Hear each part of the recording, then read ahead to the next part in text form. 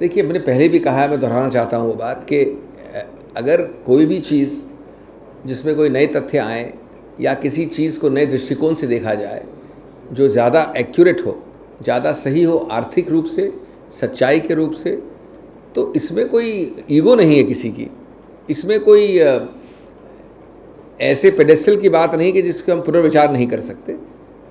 मूल उद्देश्य है कि सही बात सामने होनी चाहिए, क्योंकि इन आंकड़ों पर कई ढांचे आधारित हैं।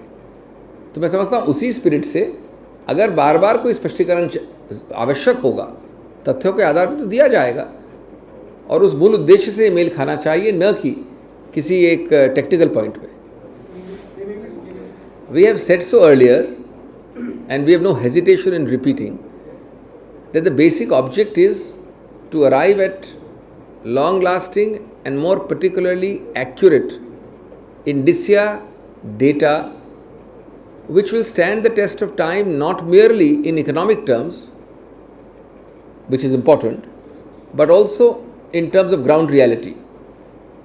That is the basic object, that is the basic purpose of the exercise. And if fresh approaches, fresh looks or fresh data necessitate a revision of older views, I do not see that there is any ego or a feeling of standing on some form or pedestal in this regard.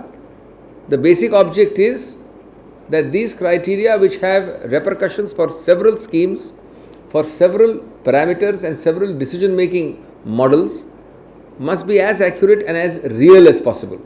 And it is that basic object which is sought to be promoted and pushed forward.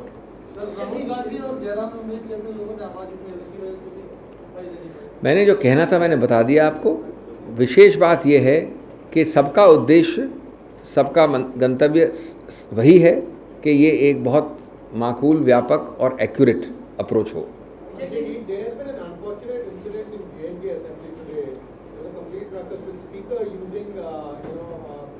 Parliamentary language and table fan being heard. Do you think your alliance partner also out there is in?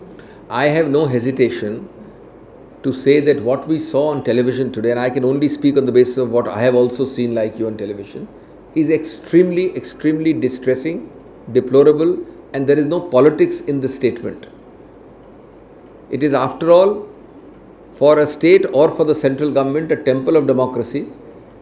And if people, Indians or foreigners, see this spectacle, it is extremely distressing for a country which has a proud democratic lineage and is the largest democracy in the world. So, irrespective of party, irrespective of issue, all right-thinking persons and parties would condemn such lawlessness. We can only hope and trust that in the very, very near and immediate future, there will be a consensus on agreeing to disagree. A disagreement cannot lead to violence or disruption in this manner and form. It can at best lead to vehement disagreement, howsoever vehement, but not in this manner. आपके और भी दोस्त हैं यहाँ पर, एक second. मैं बिना झिझक के ये कह सकता हूँ कि जैसा आपने देखा वैसा हमने भी देखा। जो हमारे स्क्रीन्स में आया वो अत्यंत दुर्भाग्यपूर्ण, दुर्भाग्यवश बात है, अत्यंत निंदनीय है। इसमें कोई राजनीति की बात नहीं, न मुद्दे की बात है। कोई भी सही सोच की पार्टी हो या सही सोच का व्यक्ति विशेष हो, कोई भी मुद्दा हो, कितनी भी असहमति हो, इस प्रकार की जो आज हमने दृश्य देखे, उनका समर्थन परोक्ष या सीधे रूप से किसी प्रकार से नहीं किया जा सकता। मैं समझता हूँ कि पूरे देश पे एक लांछन होता है। ऐसा देश जो विश्व का सबसे बड़ा गणतंत्र ही नहीं है, लेकिन जिसकी लोकतांत्रिक विरासत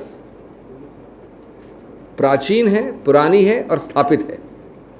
तो इसलिए हम चाहेंगे कि बहुत घोर असहमति में भी सबको इस सहमति होनी चाहिए कि वो असहमति रखें, लेकिन असहमति में सहमति एक अलग चीज़ है। और इस प्रकार की जो आज आपने दृश्य देखे, ये एकदम भिन्न चीज़ है, अत्यंत निंदनीय है और हम इसका किसी प्रकार से समर्थन नहीं करते। अभिषेक की ग्राम सभा ने रालेगण सिद्धि में महात्मा की उपाधि देने का फैसला किया है अन्ना हजारे को, उन्होंने खुद मना कर दिया लेने से, लेकिन आपकी पार्टी मैं इसमें कुछ नहीं कहना चाहूँगा। ये विवेक उस एरिया का है, ये विवेक उस संस्था का है, उस व्यक्ति विशेष का है। और मैं समझता हूँ कि देश में कई अच्छे व्यक्ति, सकारात्मक लोग हैं, लेकिन सिर्फ उपाधि से कोई व्यक्ति दूसरा व्यक्ति नहीं बन जाता। आखिर देश का जो पिता है वो देश का पिता ही रहेगा, उसको किसी उपाधि से बुलाइए। अब टैगोर ने जब इस शब्द का इस्तेमाल किया गांधी के लिए तो वो अविस्मरणीय हो गया है। और लोगों को भी अच्छा काम करना चाहिए, लेकिन मैं नहीं समझता और लोग अच्छा काम सिर्फ उस उपाधि के लिए करते हैं। हाँ, ये बहुत देर से पूछ रहे, एक minute.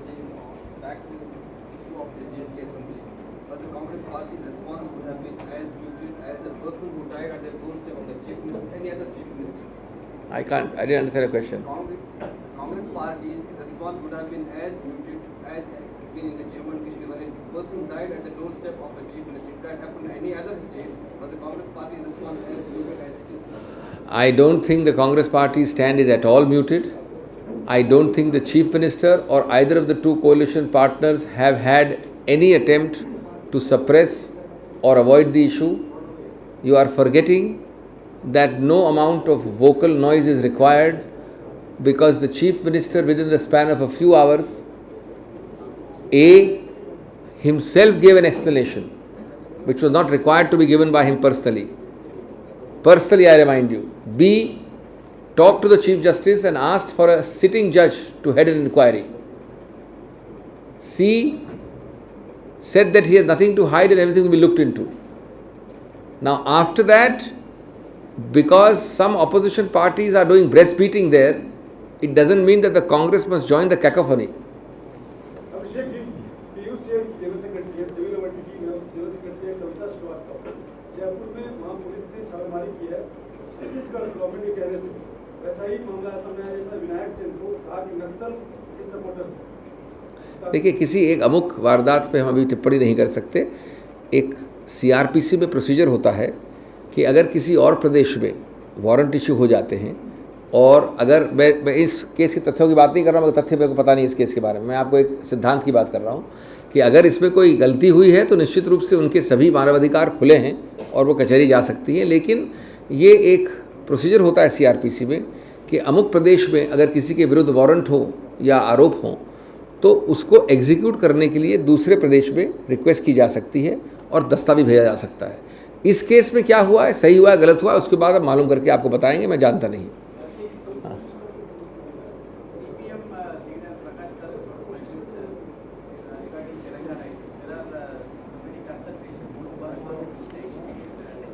So, he has said nothing new. If he has a magic formula in his pocket, I'd like him to supply it to us and we'll implement it. It's no point making gratuitous comments on an issue where even as he speaks, we are daily trying to solve something. The General Secretary in charge has made an official statement less than 24 hours ago. All stakeholders are trying to work out something. I don't see any reason why I need to react additionally to a very simple, obvious and gratuitous statement without any solution inbuilt into it.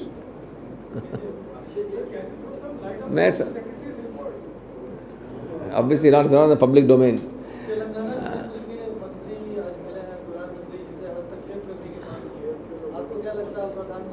देखिए, ये इसमें कोई इस प्रकार के कोई सरल टिप्पणियां करना अलग अलग विरोधी पार्टियों द्वारा, इस प्रकार के सुझाव देना जिसमें कि कोई हल न हो, कोई जनरल स्टेटमेंट करना, मैं समझता हूँ किसी रूप से हेल्प नहीं करते हैं स्थिति को। और जब आपके समक्ष कुछ ही दिनों पहले जनरल सेक्रेटरी ने एक औपचारिक वक्तव्य दिया है, एक रिपोर्ट डिस्कस हो रही है, श्री प्रणब मुखर्जी ने इसके विषय में बोला है 48 घंटे पहले, सभी स्टेक होल्डर्स जुटे हुए हैं, तो मैं समझता हूँ कि इसमें सिर्फ राजनीति खेलने से कोई फ़ायदा नहीं है और कोई व्यर्थ टिप्पणी करने से फ़ायदा नहीं है। इसका सिर्फ एक ही इलाज है कि सब्र को समय लगेगा और इस प्रकार की जो हल ढूंढे जा रहे हैं उसमें तो कहीं ना कहीं निष्कर्ष निकलेगा। सलमान खुर्शीदी ने एक इंटरव्यू में कहा है कि 2G के मामले पर दोनों मंत्रियों के बीच में चरण और चिदम्बरम के बीच में विवाद रहा है, क्या पार्टी उनके बयान से सहमत है? आपने बड़े तरकीब से उनकी वक्तव्य को समराइज़ किया है। उन्होंने विवाद शब्द का कहीं प्रयोग नहीं किया, उन्होंने एक शब्द का प्रयोग किया था, वर्किंग डिफरेंस। वर्किंग डिफरेंस और विवाद में ज़मीन आसमान का फ़र्क है।